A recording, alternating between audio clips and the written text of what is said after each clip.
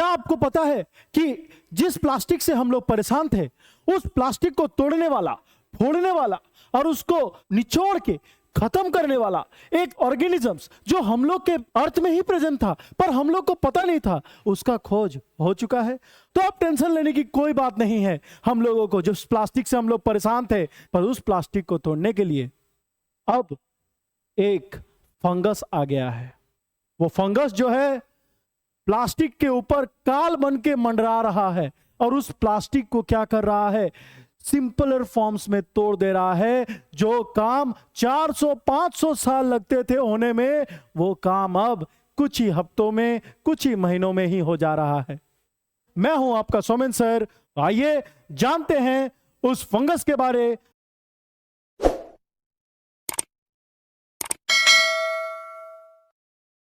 ये जो फंगस है वो खाता है प्लास्टिक। क्या खाता है वो? प्लास्टिक। और उसका नाम है एस्परगिलस ट्यूबिजिनेसिस। ये जो फंगस है, इसको कुछ चाइनीज एकेडमी के स्टूडेंट्स लोग, प्रोफेसर लोग जाके खोजा था। कहां पे? अपने इंडिया के बगल के जो पड़ोसी है, जिस पड़ोसी से हम लोग परेशान हैं, वो पड़ोसी आपको पता चली गया होगा। वो पड़ोसी कौन है? जी हां, सही समझे, पाकिस्तान। और पाकिस्तान में कहां? इस्लामाबाद में खोजा गया वो फंगस जिसका क्या नाम है? एस्परगिलस ट्यूबिजिनेसिस। ये फंगस प्लास्टिक को धीरे धीरे डिकम्पोज कर देता है। और कितना टाइम लगता है? कुछ हफ्तों या फिर कुछ महीनों में। तो जिस प्लास्टिक से हम लोग परेशान थे, उसका तोड़ आ गया है। आइए आगे बढ़ते हैं। ये कैसे तोड़ पाता है उस प्लास्टिक को? ये जो फंगस है कुछ एंजाइम सीक्रेट करता है, ऐसे एंजाइम्स जो प्लास्टिक को तोड़ने में मदद करते हैं। प्लास्टिक को टुकड़ों में तोड़ देते हैं, एकदम टुकड़ों में। उसके बाद इसके सरफेस कोलोनाइजेशन होता है इसके अंदर। मतलब क्या? ये फंगस जो प्लास्टिक है उसके ऊपर पूरा फैल जाता है और फैलने के बाद उसको पूरा डिस्ट्रॉय कर देता है। तीसरा चीज वो क्या करता है? रैपिड ब्रेकडाउन करता है। मैंने अभी आपको बताया रैपिड ब्रेकडाउन मतलब क्या?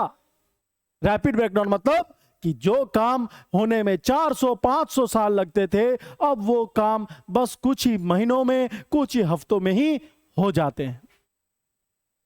तो ये जो डिस्कवरी है, ये इतना मैटर क्यों करता है हम लोग को? क्यों इतना जरूरी है ये डिस्कवरी? क्यों ये हम लोग के लिए एक वरदान की तरह है? क्योंकि ये डिस्कवरी जो है वो नेचुरल बायोडिग्रेडेशन है। आज तक कोई बढ़िया तरीका नहीं खोजा गया था कि कैसे करके हम लोग प्लास्टिक को ठिकाना लगाए। पर ये जो फंगस जब से आया है, ये प्रमोट करता है नेचुरल बायोडिग्रेडेशन को। धीरे धीरे नेचुरली उसको क्या कर देता है? डिग्रेड कर देता है by the help of different types of enzymes. उसके बाद क्या? ये एक कॉस्ट इफेक्टिव सॉल्यूशन है, बहुत ही सस्ता सॉल्यूशन। कोई ज्यादा सामान नहीं, कुछ नहीं, बस फंगस को अपने हाल पे छोड़ दो और उसको फेवरेबल कंडीशन दे दो। जैसे उसका कंडीशन फेवरेबल होगा, वो रिप्रोड्यूस करेगा भर के, और रिप्रोड्यूस जैसे करेगा तो प्लास्टिक जितना भी है उसको क्या करेगा? वो उसके ऊपर वो फीड करेगा और उस प्लास्टिक को क्या कर देगा? वो डिग्रेड कर देगा, तोड़ देगा। तो इसमें क्या हम लोग का कुछ लगा? कुछ नहीं लगा।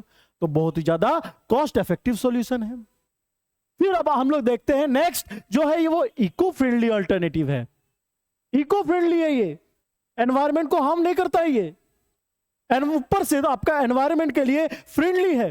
फिर नेक्स्ट आता है इसका ग्लोबल एप्लीकेशन। इसका बहुत ही बड़ा ग्लोबल एप्लीकेशन है। ये जो पूरा प्लास्टिक वेस्ट है, जिससे पूरा टेरेस्ट्रियल इकोसिस्टम, पूरा मरीन इकोसिस्टम परेशान है, खत्म कर देता है उस प्लास्टिक को, डिग्रेड कर देता है उस प्लास्टिक को।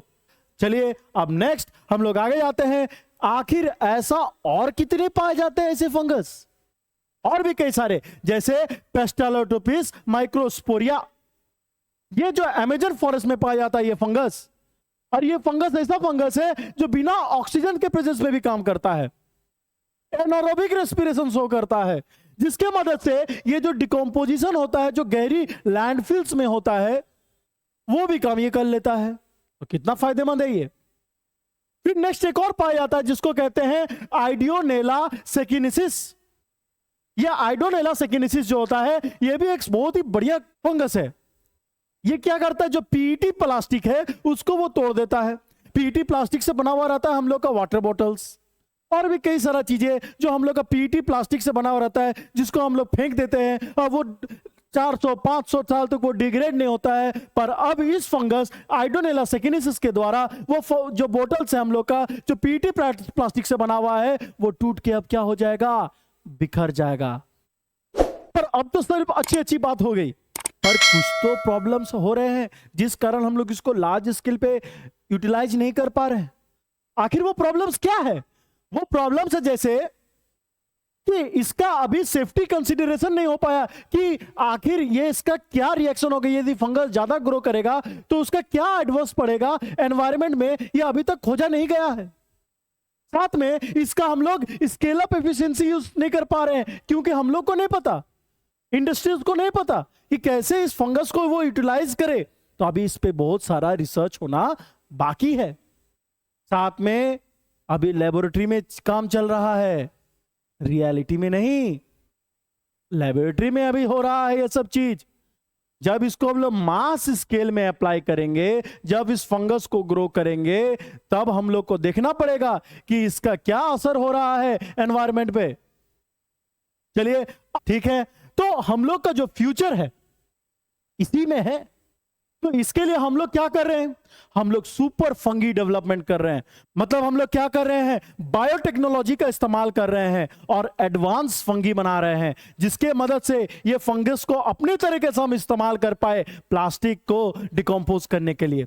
साथ में हम लोग इसको क्या करेंगे, इंडस्ट्रियल इंटीग्रेशन भी करेंगे। इंडस्ट्री के जहां पे प्लास्टिक वेस्ट बन रहा है, वो जितना भी इंडस्ट्रीज है वो क्या करेंगे, वो उस प्लास्टिक वेस्ट को हटाने के लिए यूज करेंगे ये फंगस। हमारा फ्यूचर है bright with the help of fungi. ये मंत्र है जो हम लोग का आगे जाके हमारा फ्यूचर को सिक्योर करने में हेल्प करेगा। तो कैसा आप लगा आपको हमारा वीडियो, कमेंट सेक्शन में जरूर बताएं। इसी तरीके का बेहतरीन रिसर्च वीडियोस आपको इस चैनल में एकदम मिलेंगे। और चैनल को अभी तक सब्सक्राइब नहीं किए हैं तो एकदम कर लेना है।